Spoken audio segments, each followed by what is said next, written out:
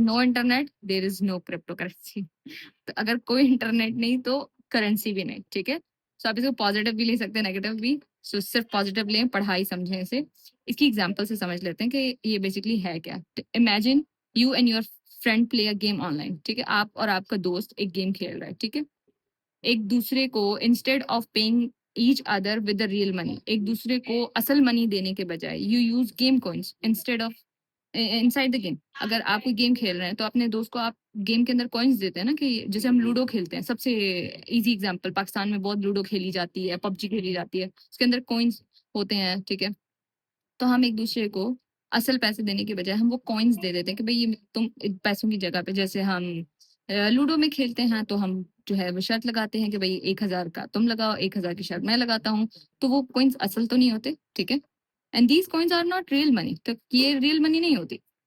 But आप दोनों इस चीज पे अग्री करते हो कि तुम मुझे दे दोगे और मैं तुम्हें दे दूंगा 1,000 रुपया। तुम जीते तो 2,000 तुम्हारा, मैं जीता तो 2,000 मेरा।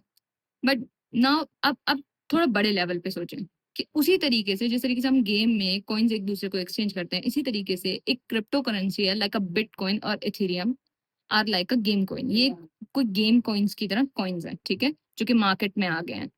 But they work outside the game. ये कोई गेम नहीं है, ये रियल लाइफ है, ठीक है। एग्जाम्पल गेम की दी है कि भाई आपको कॉइन से समझ आ जाए, और रियल लाइफ में ये सिक्के आप एक दूसरे के साथ एक्सचेंज कर सकते हैं ऑनलाइन, ठीक है। मतलब आप इनके साथ ट्रेड कर सकते हैं, तिजारत, ठीक है। और स्टोर भी कर सकते हैं, मतलब इन्हें सेव भी कर सकते हैं, ताकि आप, जैसे हम नॉर्मल मनी सेव करते हैं, ताकि हम इन्हें यूज कर सकें, ठीक है। तो इस सारे सेक्शन में हमने जो चीज सीखी वो क्या सीखी, कि क्रिप्टो डिजिटल है, ठीक है।